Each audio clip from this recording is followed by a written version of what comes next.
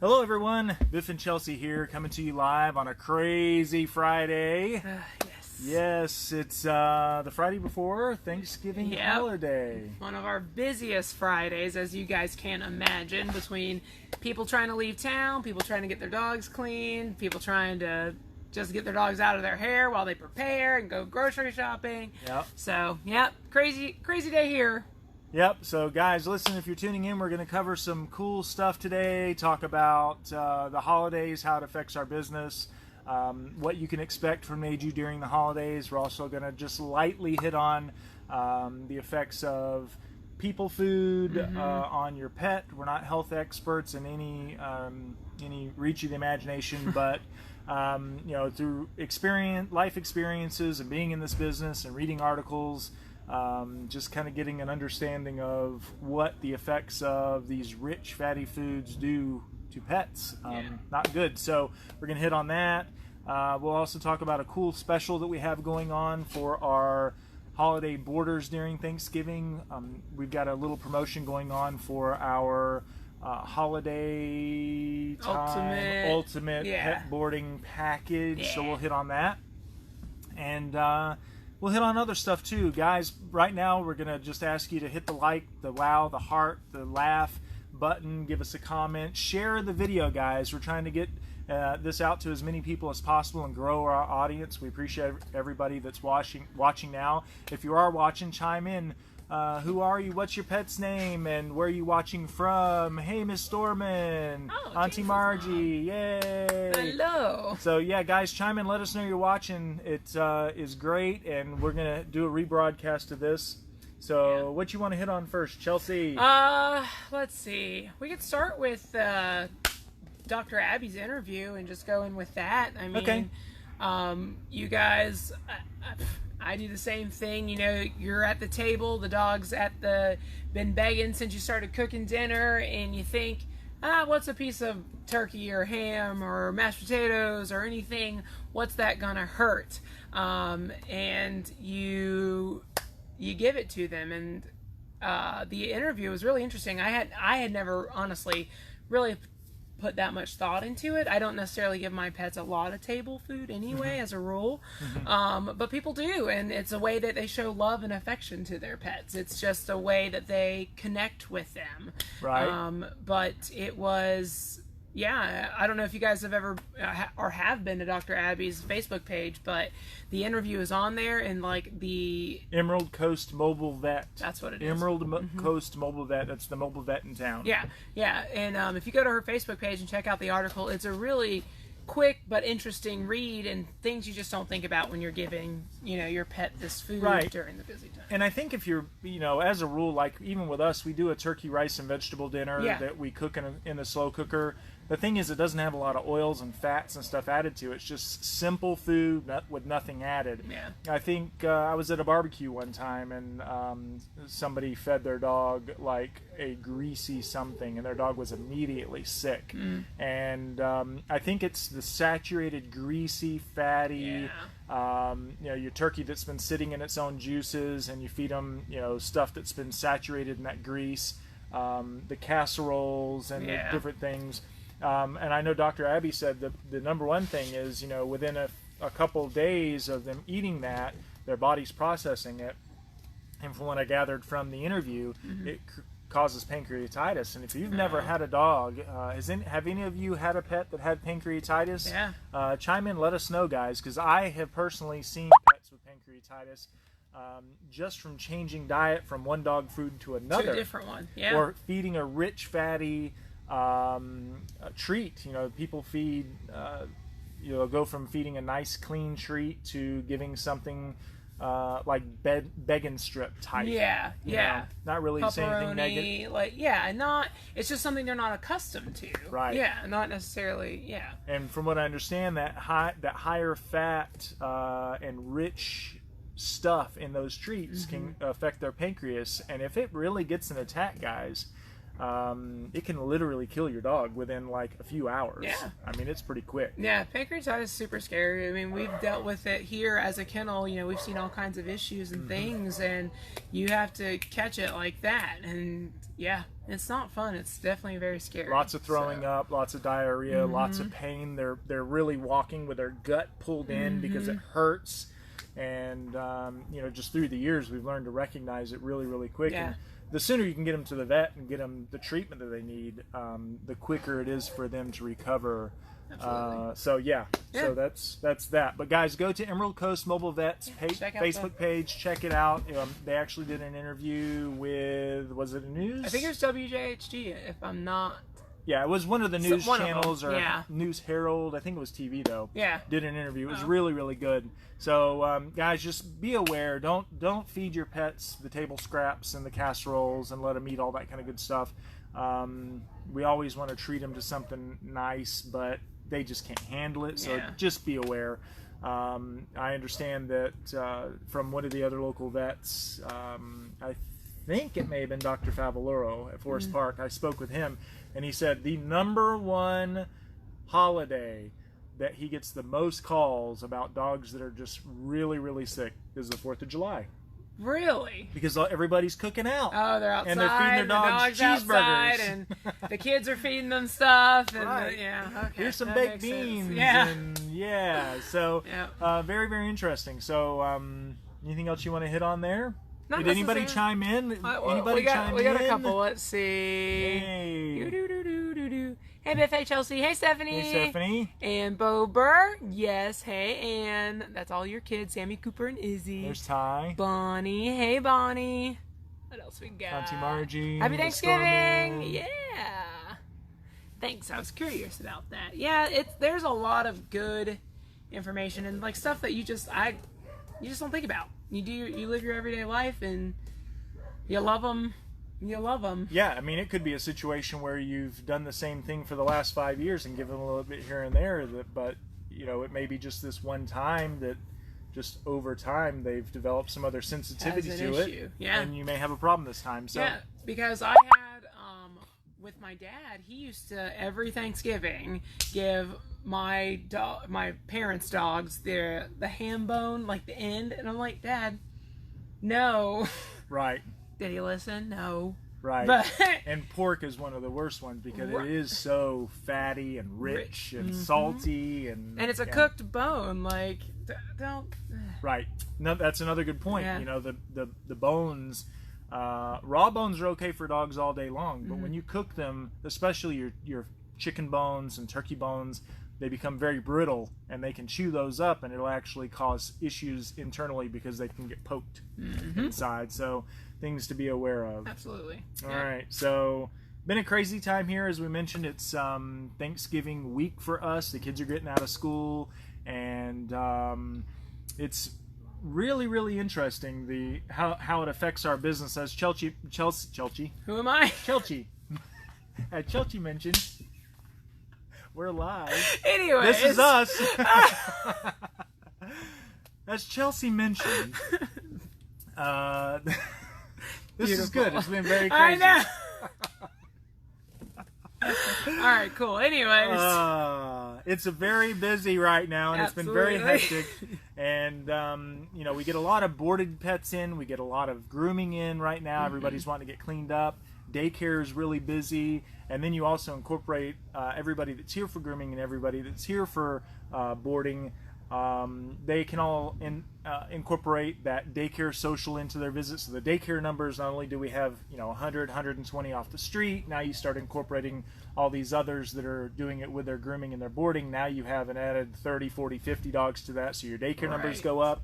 So it luckily, thank you Lord, we have been able to prepare with doing hiring and things, as we covered in our last video, making changes to kind of the foundation of the business and how we pay and pricing and all that. All that had to happen so we could have staff. If we had 12 employees like right we did, now, we would be in so much trouble. We couldn't take half the dogs, and we filled up, I think, early October this year for Thanksgiving, and we are guys, this is something I want to tell you guys too. We are this close to being full for Christmas. So if you even remotely think you're going out of town for Christmas, go ahead and book, and then you can just cancel if you don't need it. We'll confirm about 2 weeks ahead of time anyway. Right. But we filled up so quickly this year for Thanksgiving because everyone wants the chance to get out of town, and just even if they don't see their family members every year because they're too busy and they don't particularly want to go, they're going this year because the storm last year just kind of made people, I think, realize the value in doing those kinds of things. So absolutely. Yeah, it's Christmas. If you need it, let us know. Yeah, so. ASAP. And you know, something that I thought of while Chelsea was just call me that today. Chelsea was talking was you know, we're using our texting through our system is one of our great tools we've been using and reaching out to people. Chelsea mentioned that about 2 weeks before the holiday, we'll get in touch with you. And what we did this year for the first time was we actually created a campaign in our system that told us everybody that was going to be boarding over Thanksgiving. We created a text campaign. Kathy, our front desk manager, typed it up, just basically said, hey, we're getting in touch with you just to confirm that you still need your boarding during Thanksgiving. Text yes to confirm, no to cancel, and we need to know by X date. Right. And guys, so if you have been receiving text from us and things like that, please know that we try not to do a lot of marketing through it, but we do want to communicate with our folks. So if you have opted out of getting the text messages from us or the emails from us, please know that that is a crucial way that we communicate with our clients, and we don't want you to miss something. We know that getting a text every now and again or an email from us every now and again about things that might be promotional or, hey, watch us live or whatever the case might be a little irritating. But there is some really important communication that's happening where you stay on the same page with us, we stay on the same page with you, and that texting has really been a wonderful tool for us. Awesome. It is 100% awesome because a lot of people don't have time to break away and make a phone call at work, but they can go to the bathroom and text, yes, please bathe my dog today, because sometimes we have questions and it's just simple, easy ones, and the texting is such a valuable thing to communicate with you guys with. So if you don't have the text number, text number, you can save this in your mobile phone under Neju and just make it our mobile number and just know that that's for texting only. It's 850-203-5503. Again, it's 850-203-5503, and that's our text number. You can text us anytime, even if it's in the middle of the night. It'll be in our system, and when we come in the next business day and pull it up, it'll be there and we can respond to it. So if you have a quick question, that's even better than Facebook Messenger. As a matter of fact, when you Facebook message us through our business Facebook page, your instant response will be, thank you for reaching out to us. Please send us a text. That's a much more efficient way of getting in touch, just because there are so many different layers of communicating with our clients, from phones, text, email, Messenger, our Facebook in general, you name it. There's a lot. Yeah. And the text is just easier for us, and I feel like for you guys, because I don't know if you guys know this too, when you text us, if your number is saved in our system, it automatically tells us who the text is coming from. Right. So you don't have to say, this is Sally's mom every single time. You just text us saying, hey, can she get a bath today? And we know, yep, that's Sally's number. We'll, of course, go ahead and do that. So. Right. And if for some reason we don't have, let's say the system was set up or your profile was set up with the wife's cell phone number and the dad sends a text, you know, you can still be very brief. Hey, can my dog get a bath today? We'll just shoot back and say, hey, I'm sorry, we don't have your number on file. Who is this? Who is it? Yeah. And we can add it, but very, very cool. It's awesome. Yeah, don't be afraid to use it. And don't be afraid to chime in here. Again, this is Biff Hunt and Chelsea. Hi. I've been with the company for 25 years. Chelsea has been with us for 14 years. So kind of give you some history about us. One of the other cool things that we wanted to talk about, we're actually trying something new and different. We're going to be doing a video right after this that's going to be recorded. And the idea of it is to really promote the packages in general during boarding. because we want to explain the benefits of that. The base boarding, if you did nothing else, is good. There's nothing wrong with it because it's going to set a good routine for them. They're going to experience the same things every single day, but they do have a lot of downtime during their basic boarding because they go out a couple times a day. You can add the third evening potty as an add-on service if you want, and tuck-in treats. But where Neju really shines, and the way that we're really different, is by doing these activity packages. You are, is your dog laid back, easygoing? Is your dog happy-go-lucky and full of energy? Is your dog a bit timid, shy, scared? Do they have social anxiety or separation anxiety? Any of these different behaviors that you have, the whole focus of these activity packages is to give those dogs, which really I just mentioned every dog personality that you can have. It's giving those pets a social outlet in a neutral territory to build self-confidence, to burn off energy, to play with buddies that are like-minded like them, because we have the ability to put them into groups to match the personalities. If you've got a 10-year-old standard poodle, we have elderly pets they can go with. If you've got a 6-month-old golden retriever, if you've got a 10-pound chihuahua, whatever the case may be, we can tailor their social groups. And what this is doing is, yes, you're building social skills and rounding off social rough edges and giving them that outlet if they're outgoing and happy-go-lucky where they're burning energy.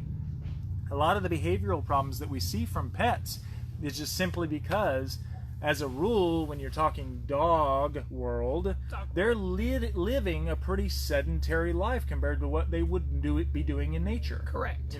Because we've taken this pet that would live in nature, and we basically conform them to our lifestyle. And what Neju is doing is basically building a business model that when you drop them off here, we let them be in a pack that better suits their dog needs. Correct. That's a very good way to put that. Yeah, absolutely. Well, because that's a perfect way, because you think about them. You don't think about them having their own social life, and that's why I think one of our favorite shirts that we made was "My dog has a better social life than I do." And it's true. And it's important that they do. That way it does round off those social edges as far as being nervous when you meet new people or new dogs, or calming down and not being so excited every time you see something new, right. Because you're exposed to all kinds of different things. Yeah, you get the way I equate it when I do tours for people or I'm on the phone is, what are the number one things you as a pet owner worries about? This is a good question right now for us to ask. What are the number one things you would worry about, or you do worry about, if you board your pet, or we're going to board your pet? Yeah. What would you worry about? And I'll give you some pointers, just because you may be thinking, well, I really don't know. Most of the things we hear about are, my dog doesn't eat for days, my dog doesn't go to the bathroom like they are supposed to, my dog just lays around and chews himself because he's bored, my dog doesn't go to the bathroom. Did I say that? Doesn't go to the bathroom like they're supposed to. Maybe. So we have all these negatives that we see, and most of the time it's because they boarded in a place where they don't have the pets busy. They honestly believe, and not saying it's bad care, because in most situations it's fine care. Yeah. But in those instances where the pet does experience negative outcome is just simply because you've changed the environment, you've taken the pet away from their pack, and you've taken them to a new location where, in dog mind, they're still a pack animal, they're still in a pack, they're leading their pack in a pack of one because they are the leader of that pack. And when that happens, if you have a dog with social anxiety or lack of self-confidence or no social skills, or if you have a dog that's really, really busy at home and interactive with the family, you take them somewhere where they don't give them that outlet, and you will experience behavioral issues during that boarding experience that are negative. So what we're doing is we're giving them social groups and social outlets, and basically playtime outlets for them to grow socially and have that outlet, so that they're not sitting idle. Mm-hmm. They're not chewing hot spots. They're burning energy, so they're hungry. They're physically moving around, so they're going to be stimulated to go to the bathroom. They're not chewing hot spots. They're actually building social skills because they're in social group with dogs that are like them. Correct. And if you have a dog that's a little insecure, and I'm sorry for rambling. No, you're okay. But if you have a dog that's a little insecure and you take them to a place where they keep them confined, you're not actually doing them any favors, because you think, well, I don't want them to be scared because of all the other dogs around. Really what they need, and this is, let me just rewind. This is what happens when you take a dog to a place that keeps them confined and keeps them protected. You take them to a place where they may be crated or in a small run and walked on leash a couple times a day. They are a dog, and I said this before, they are a dog in a pack. Now, instead of being at a pack of 3, 4, 5 at home with their family, they see themselves as a pack of one.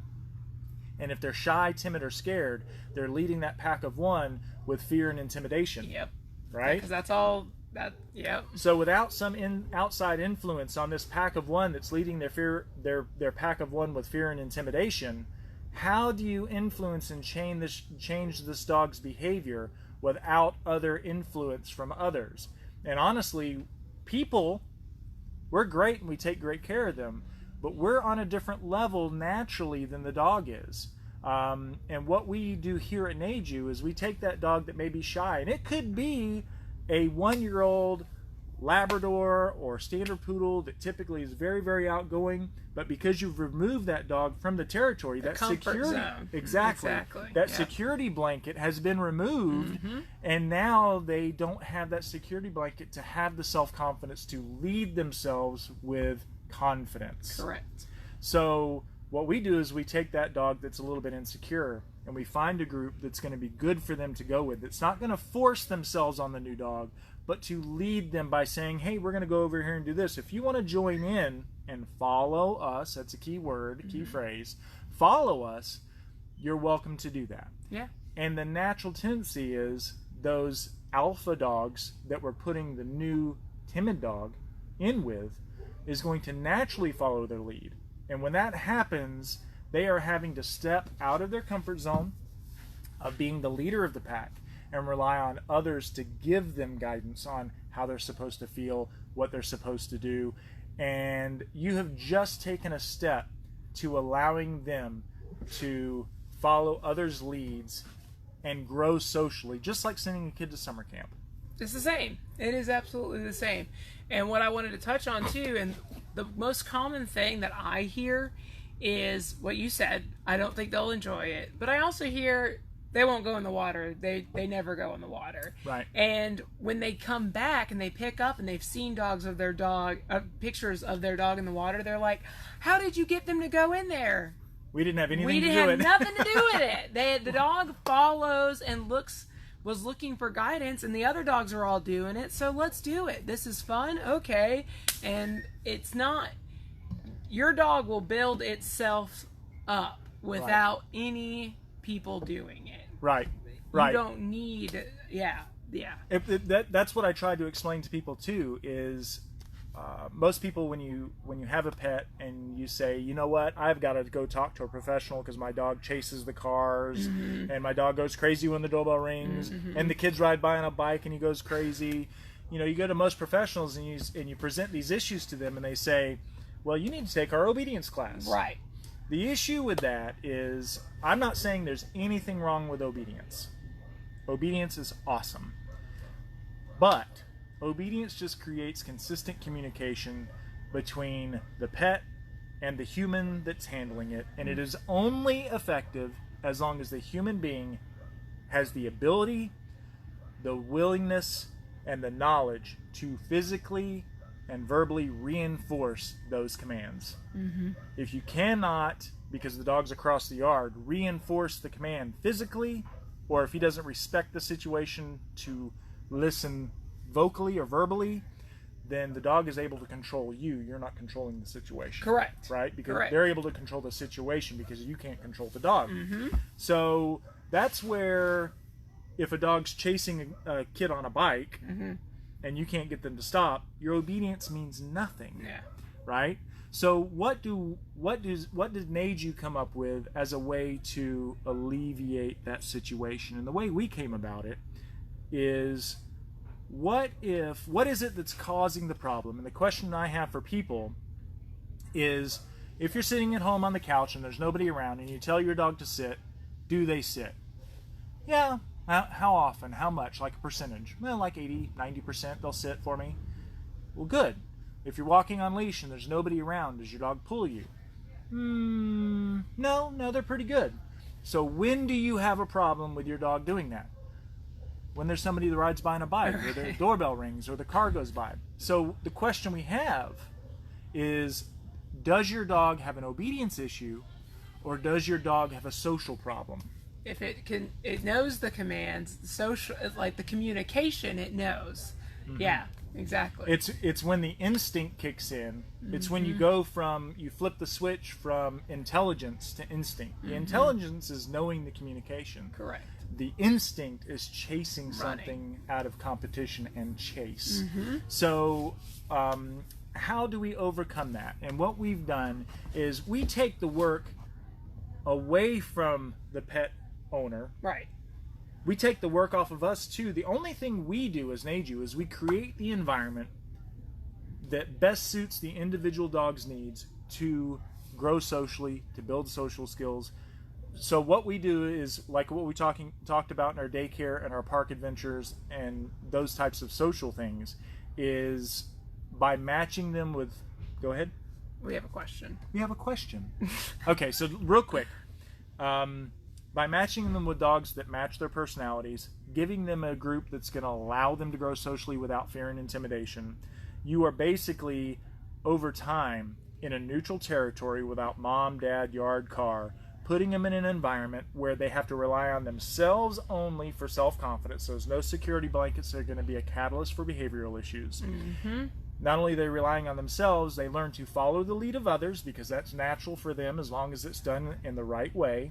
And at the same time, you are now, anybody new that comes into that group, your dog will be an alpha to that new dog as well, and they become a leader to the new dog. So now they're in both, and I'm actually pointing, they're in both ends of the spectrum. They're in the middle. I'm following and I'm leading. And now they're basically seeing what it's like to be in a neutral territory without being around mom, dad, yard, car, so on, and being a leader of a pack and a follower of a pack. And you start really rounding off social rough edges and growing socially. And hey, if I do this 2 days a week, 5 days a week, something like that, coming to daycare, when the doorbell rings, it's not going to really overstimulate me because I'm doing stuff that's really cool every day. Exactly. Right? Exactly. And I think we hadn't even said those words yet, was the neutral territory, because we've had people bring their two separate pet, like they would adopt a new pet and they didn't know how to introduce them. And every time someone came to us with that question, it was always, bring them here first. Yep. Bring them here first. There's no mom, dad, leash, collar, car, anything like that. Let them meet on neutral territory first, so there's no competition. And people don't think about that when they're adopting new pets to bring them into the pack setting, basically. Yeah. Because you bring in a new animal, you're automatically creating that competition. So. Right. And I bringing that up, I also want to hit on the fact that a lot of people will say, well, I adopted a new dog, and the first thing I did was I took my dog and the new dog to the dog park because it's neutral territory. The issue is you are a territory. You are a territorial item. So even having you present, even though you're not at home or in your car or in your yard, because you're in a new place or a different place that's considered neutral, you are the territorial item. And I know from personal experience, Alice Martin with Abby, little chocolate lab mix, came to the dog park here, and Abby was great as long as we were on the other side of the park. But the second we started getting near mom's purse under the bench, or mom, man, her personality changed like this. Yep. So I know that can be a catalyst for the behavior. Absolutely. Right? Absolutely. Okay. So that's the benefit of coming to a place like this, is it is completely neutral. Okay, question. Let's see. Biff, question about packs. Let me click this real quick. I got Finn after Eva. There is a year difference between them. Finn being the youngest, she is the dominant alpha in the pack. How come the little sister is the boss of them two? Is he neutered? Well, says she's the dominant alpha in the pack. Yeah, so she got Finn. You got Finn for after Eva. Okay, there's a year difference. Who's older? I guess is also is she older? Finn is the youngest. Okay. She's the dominant alpha. Okay. How come the little sister is the boss of them two? So Eva is the boss. But she said she got Finn after Eva, so that would make sense that Eva would be. So Eva is the older, and Eva already had a presence in the territory. Right. It's not uncommon for that to be, especially if he's a neutered male. The whole idea behind neutering, on a more, from not a medical perspective, this is actually just our own findings with neutering. Neutering, and a lot of you may get this, but a lot may not. The whole idea behind neutering is to neutralize a lot of those alpha male hormones. By removing a lot of those hormones, by having a dog neutered, you, instead of having the 21-year-old young guy or the 30-year-old guy, by neutering, you bring them back down so that hormonally it's like dealing with a 12 or 13-year-old. There is a lot of confidence that comes from having those hormones running through your system, and what we find is by neutering, it can really equalize the playing field, if you will, in a pack environment. That's why bringing an intact male into a pack of neutered males or females that are not in season really changes the dynamic of that group, because the intact male is, just the initial presence is dominance. Competition. I am dominant. Exactly. And it doesn't have to be the intact male that's trying to be the dominant one. Right. But because it has all those hormones going through them, that's competition. That is a challenge. And we have seen it time and time again. And we can almost tell you when your dog is reaching of age, and that's why we could make the cutoff 7 months, because even if the dog's been coming to us since it's a puppy, when it reaches 7 months, all the other dogs start acting different around that dog. So right. And as your two dogs mature and grow, and they both hit, you could be 3 and 5 years old, it could be 5 and 7, it could be, any of those. The roles could change. If there's a health issue out of the female that comes about that displays a little bit of weakness, it could be a role play change. Any of those things can happen. You could move into a new house. Yeah. By changing the territory, it could change the dynamic of the social pack. I mean, I've had a lot of people say, well, my 10-pound Chihuahua bosses my 50-pound whatever around all the time. And it's because dogs don't judge by size. They judge by age and maturity.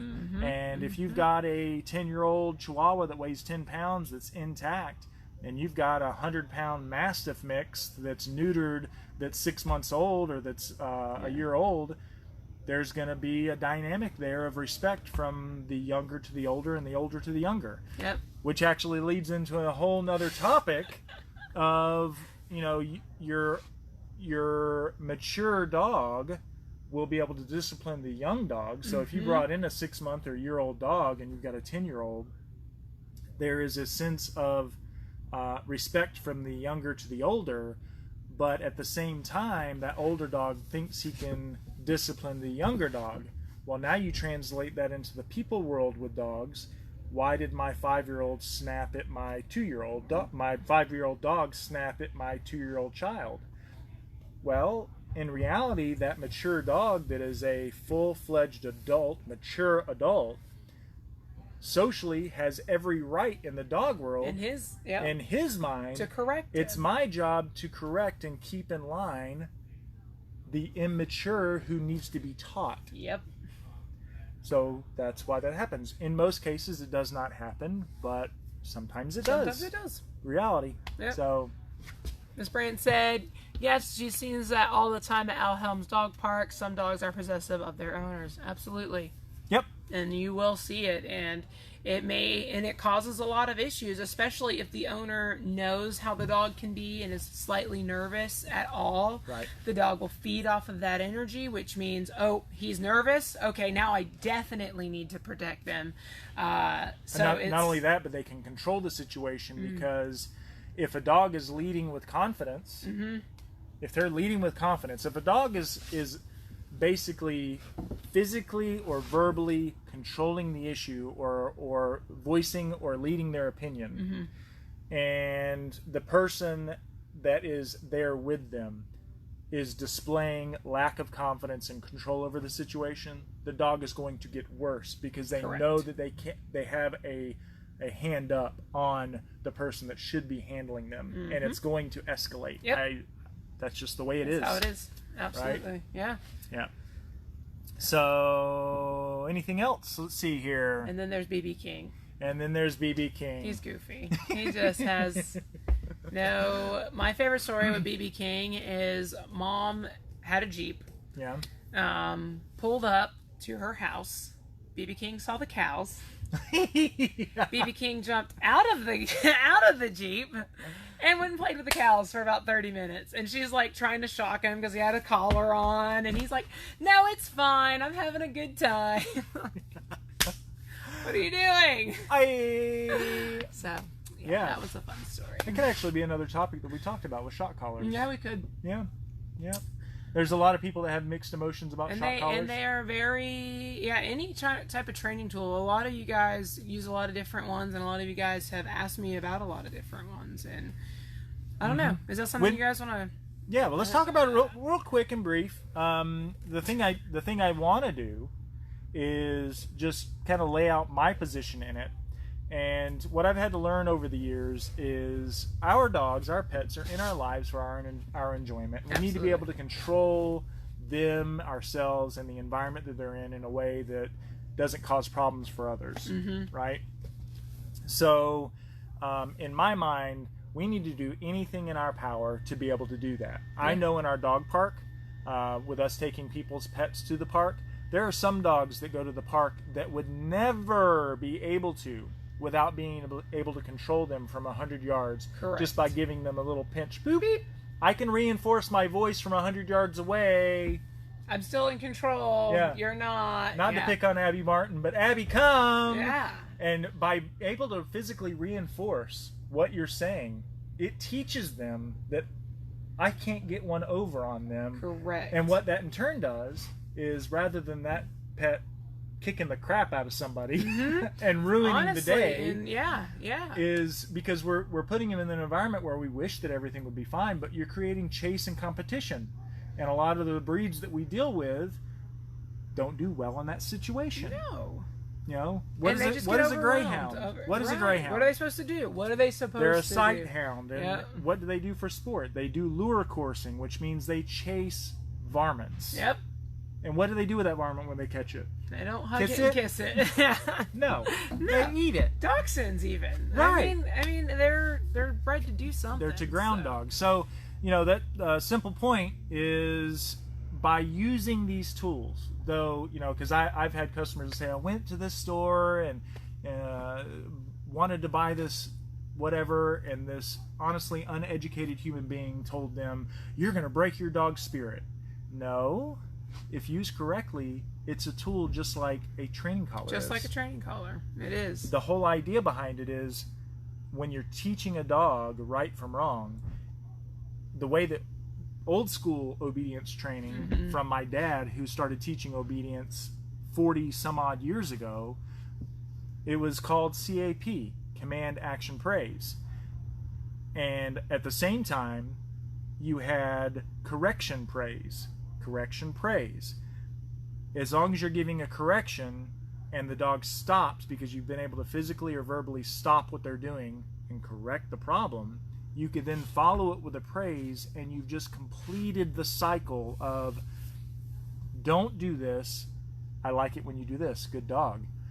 If all you do is correct, shock, shock, shock, shock, shock, without saying, okay, I've corrected you, now I'm going to tell you what I do want, that's where you create a problem. But that can also happen with telling a dog constantly, don't do that, don't jump on me, don't do this, don't do that, but without saying, don't jump on me, off, feet hit the ground, good dog. Capture the moment. It's like snapping a picture in time with a camera. You have to hit the perfect timing with the correction and with the praise for dogs to process what it is that we want. Dogs do not know that the alternative to my feet being on you is my feet being on the ground. So you have to correct this and praise that. Boom. Yeah. But yeah, that's exactly, man, your dad just remembering everything. Wow. Auntie Cindy and Auntie Margie might be watching, and that's my dad's sisters in Massachusetts. So this is Dad happening all over, and you know what? It's old school, but it is so effective. It works. It works. So effective. And people forget the praise. Everyone is so quick to correct. I tell them no all the time. Why isn't he listening? Because he doesn't know what you want. They want to do what you want. My dad would say, they know what not to do, but have you told them what you do want what you want them to do? Correct. No, you have not. You have not. You know what else that works well with? Children. Children. It works really, really well. So, because I have 2. Yes, you do. Let's see. What age can you start bringing puppies for socialization or daycare? I'm sorry, what was it? At what age can they start bringing them here? Really, by law, technically, they need to have their rabies vaccination. We can do puppy with puppy type stuff, which we've got a 10-week-old standard poodle puppy my mom just got named Wilhelmina. Yeah. She's awesome. And we also have Ewok, who is an employee's puppy that's here. Shiba Inu puppy. So we can, if we've got somebody they can play with like that, then technically we can put them together because none of them have the rabies vaccination, but they do have to have their second distemper and a Bordetella in their system for at least 10 days, I think it is. Yeah. So their second round of distemper vaccinations and a Bordetella for 10 days.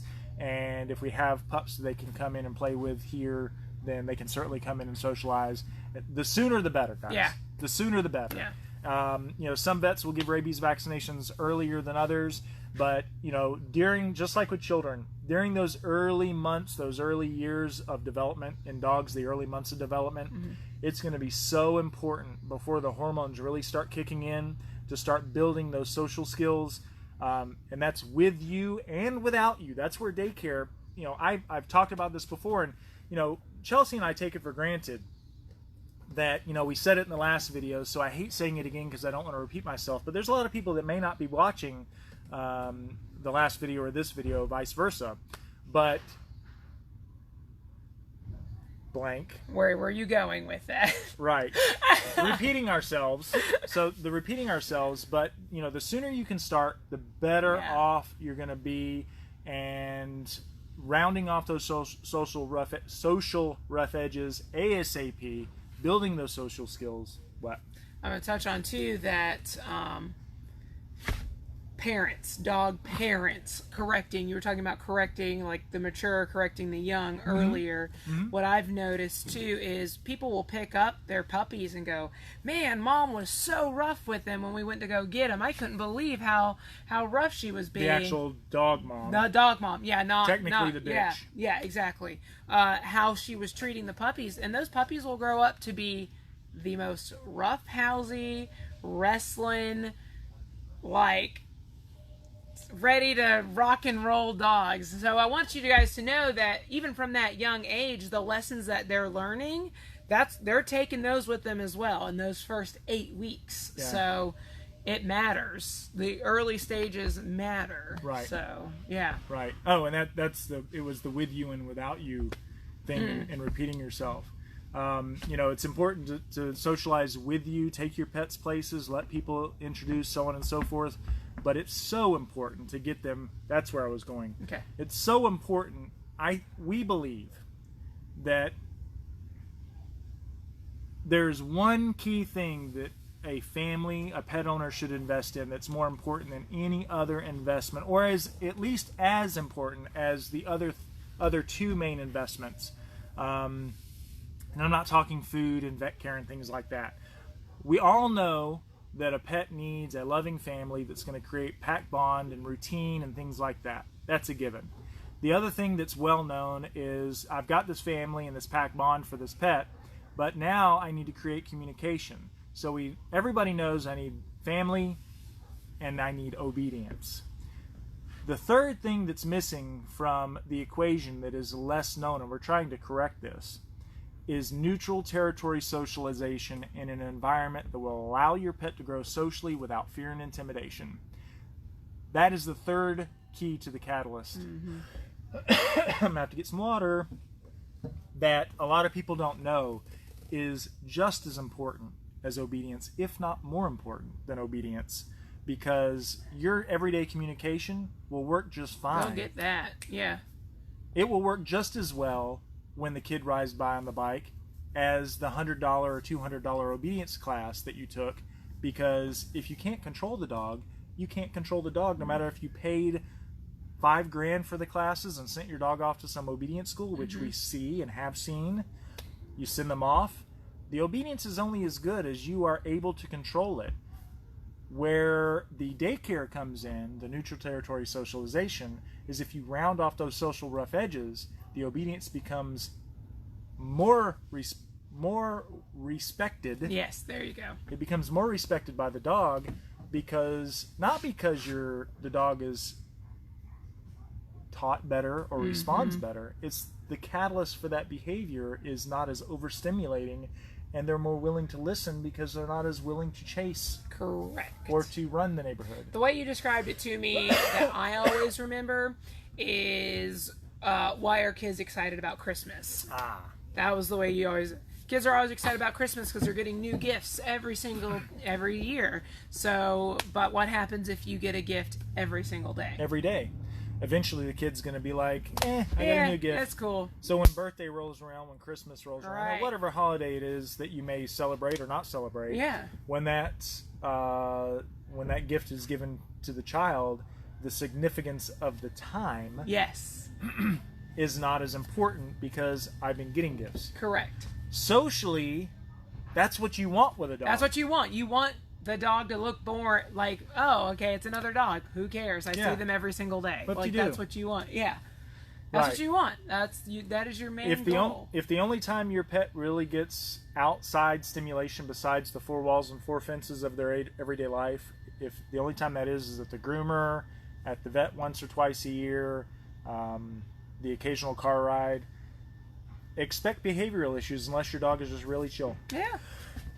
And some people have those dogs that are just laid back and don't necessarily need all of that, and they're fine.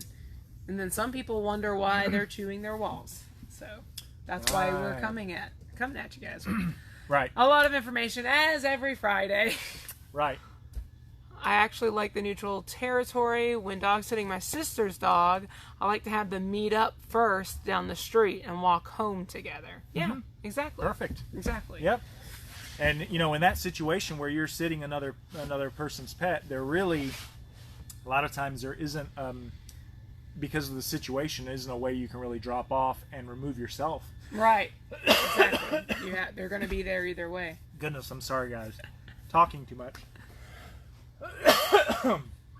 Goodness. Very good. So, I think that's it. Do you want to? Did we talk about the special? We haven't talked about the special. Do you want to just? What do you want to do? Did the phone go off? Not yet. We got 5 minutes. 5 minutes. All right. So we'll hit on the special real quick. This is a quick idea that Chelsea, Ryan, and I. Ryan's our bookkeeper, but Chelsea, Ryan, and I kind of came up with to promote the packages that we have. And I may have to have you do it because Okay. I'm going to be coughing. I can do it. So the deal with it, guys, and why we wanted to go over the importance of the dog park, the daycare, and these extra social activities, the tuck and treat and the third evening potty, we can touch on as well real quick. But we know the value of it. We know the value of it because we see it every single day. You guys don't. So when you check in and you're checking in the next week and you're like, meh, no, it's fine. They don't need that. We're trying to explain the value of it to you so that you can decide to do these activities. But also we know part of the problem is pricing. We get it. We're busy. So we work just like a hotel. When we fill up, our pricing goes up as well. So what we've decided to do, talking things over, is anyone who signs up from starting today, the 22nd, checking in up until Saturday, which I do believe is the 30th after Thanksgiving. So from today until the Saturday after Thanksgiving, if you sign up for the Ultimate Pet every single day, you'll get 10% off of your entire bill, no matter what else you sign up for. Also, alternatively, if you don't want to do the Ultimate Pet and you just want to stick to social or active just to see how your dog acclimates, every single dog signed up for any single package will get a turkey dinner on Thanksgiving. The turkey dinner for free. The turkey dinner is just turkey, rice, and veggies. It's all cooked in a crock pot. We make it here in-house. So everyone getting that, anyone signing up for any single one of the packages will get a turkey dinner. This will apply retroactively. If you're watching this, you already checked your dog in today, do not worry. If you signed up for Ultimate Pet, you're still going to get your 10%. Or if you didn't. Call, absolutely. We can set you up. If you signed up for the Active Pet, I'm sorry, that was the old package. That was old. The Social Pet Adventure, yeah. package or the Adventure package. Yes. And you want to bump up because this 10% discount only puts you within just a couple dollars of either one of those. Yeah, it puts you really close to Adventure. The difference is it's going to, instead of just having Park Adventure with Tuck and Treat and Third Evening Potty with your Adventure package, or just having Daycare Social and Tuck and Treat and Third Evening Potty in your Social package, you're going to get Daycare, Park Adventure, Tuck and Treat, and Third Evening Potty in that Ultimate for just a couple bucks more. Yeah. And it's already discounted because it's a package. Correct. So you'll get 10% literally off of everything, all the services, all your nightly boarding, and a bath if you decide to show up for it. You do not have to do a bath to get the 10%. And then, as I said, if you want to do the Social or the Adventure, you'll get that free turkey dinner combo as well. As will the Ultimate package. Absolutely. We'll get a free turkey dinner. So we're trying to think of ways just to get you guys to try it.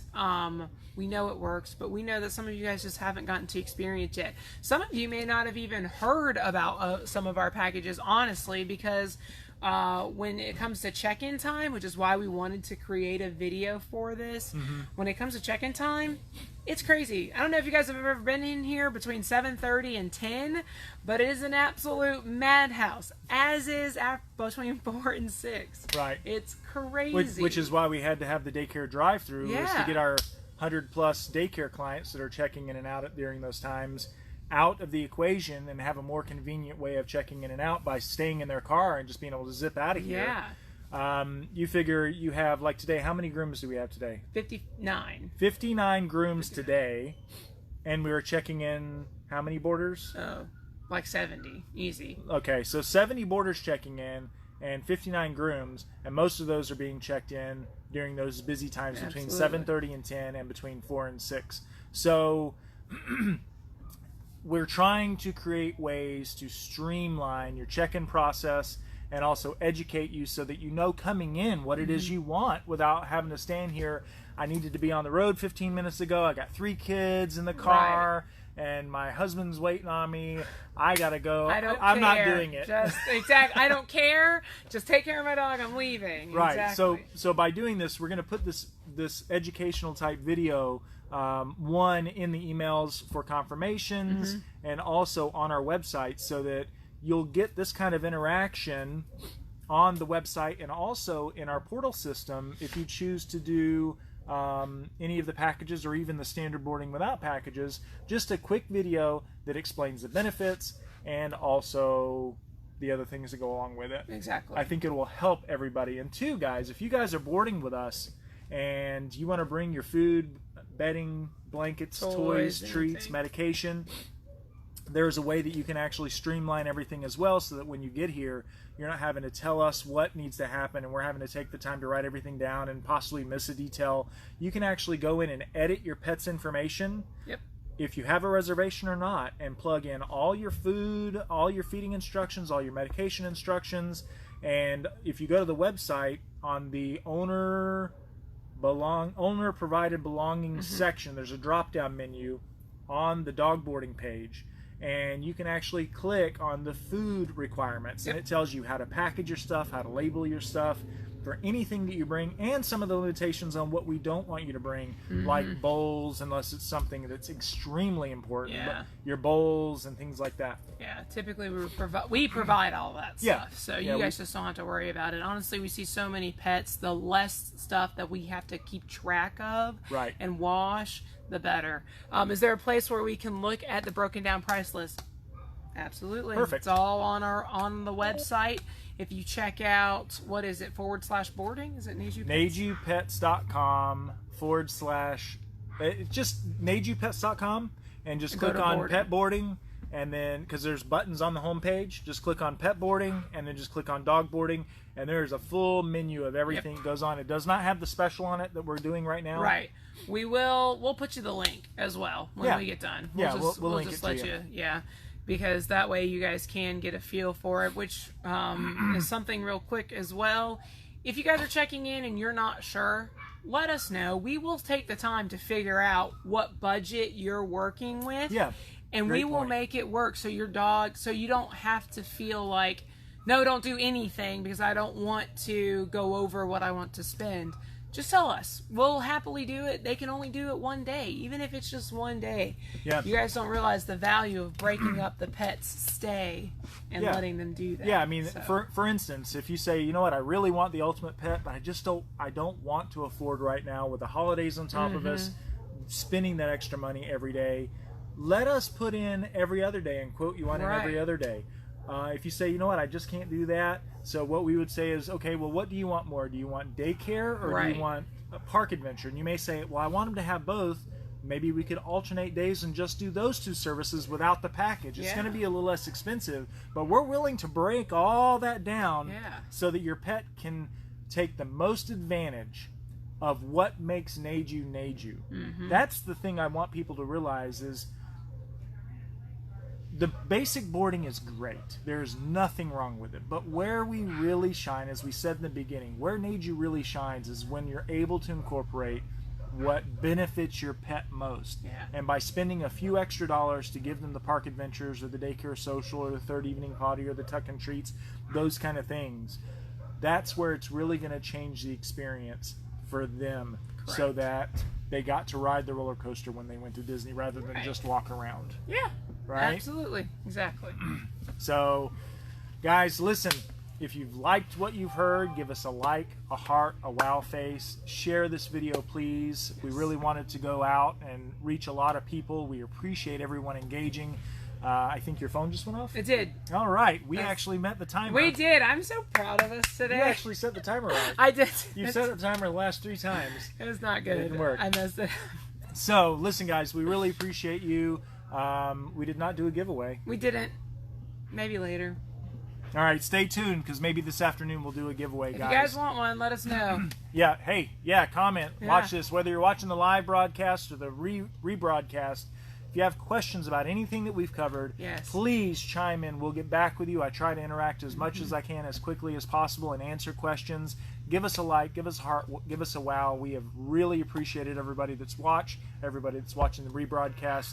And if you like what you see here, like our page, and you can also hover over the like and actually adjust how often you receive these posts from us, and you can make us a priority so that if you want to get these offers and these live videos that hopefully are educating you not only on what Neju has to offer, but also in general pet care and different educational things. And we try to be fun and entertaining. Say my name wrong. Jochi. So, listen, guys, like our page, give us a heart, give us a wow, share this video. Thank you. Have a great weekend. Bye, Happy guys. Turkey Day. Happy Thanksgiving. We'll try to do this again soon. And stay tuned for the giveaway. Yeah. Thanks, guys. Where's the button? That's over there. Oh. Okay. Okay.